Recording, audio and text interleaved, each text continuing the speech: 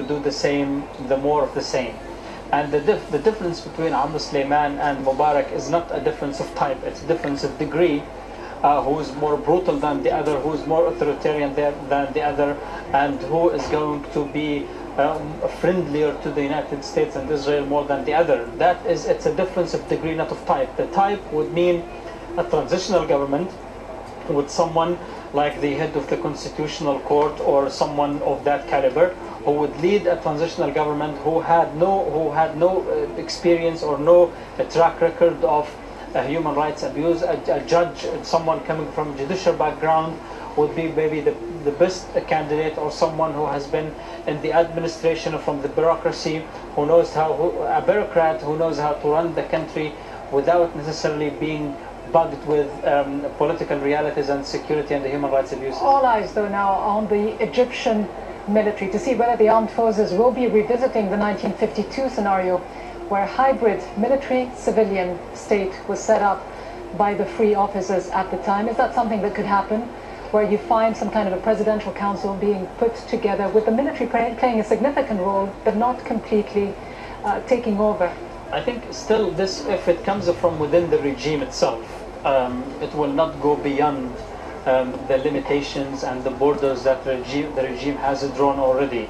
These are the borders, these are the limits, and we will not go beyond them. Now, if the regime collapses, and if this pressure continues to be exerted on the regime, and the regime will go away, and then you have a new arrangement in place, I don't think the talk about the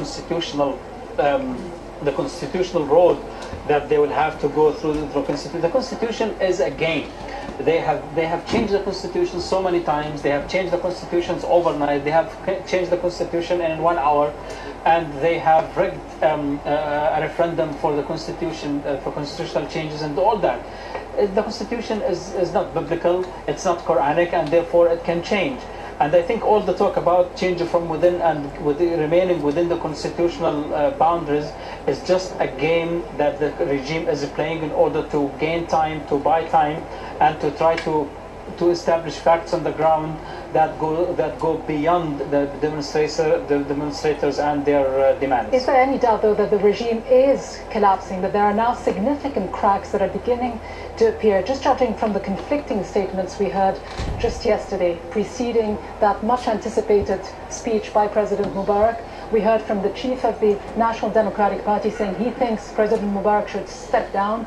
We had the Prime Minister also giving interviews in which he made statements to the effect that the president will be stepping aside. We had a senior army official who remained unnamed saying that all the demands of the people will be met. Yes. That suggests a real power vacuum, doesn't it? I mean, a few weeks ago, none of those statements would have been even possible. Yes, you are right. I think one important element that the Minister of Information yesterday came out and he denied that the president would resign last night, and that's what the president said, that he will not resign, he will stay. Now, the statements are coming out from different quarters from within the regime. They point to one fact that we have been talking about for the past few days, that the regime is cracked up already. Now, these cracks have not been solidified to the extent that would create a momentum supported by force. They have the power, the legitimacy of the people on the ground, the protesters, and they need the force in order to effect that change. So power with the legitimacy of the protesters and some force to implement that would be the next step. Now, the military is not yet willing to establish. Now we go back to a scenario that might happen, which is the rank and file from the military, someone who's maybe a brigadier or in that rank, might just establish de facto rule.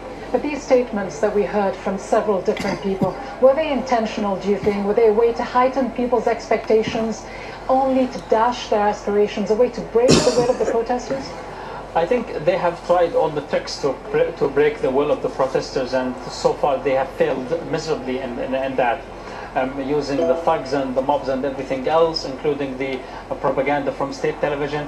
Now, if we think about the institutions that hold the regime together, the television is being now encircled by protesters.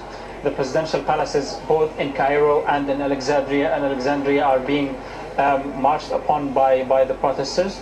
The military, some rank and file, already deserted, and they joined the protesters and the Tahrir Square last night, making statements on to the media to the effect that they are no longer willing to accept to be part of the military if the military does not support the people, because the military's existence and legitimacy depends on its support and the protection of the people. And the other is the ruling party itself, in which you have Mustafa Faki and others, former or current departees from the National Democratic Party, making statements criticizing, although in the form of analysis, criticizing the current regime and the grip over power by President Mubarak. And I think all these cracks now, you see this being part of the psychological warfare. They are expanding. This is very important, that they are expanding. More cracks are appearing on daily basis. Every day we see something new, and I think that in the long run, with more pressure from the protesters, that will have to show some results. Thanks very much for now, Faris Ghaizat. Let's speak to one of these protesters.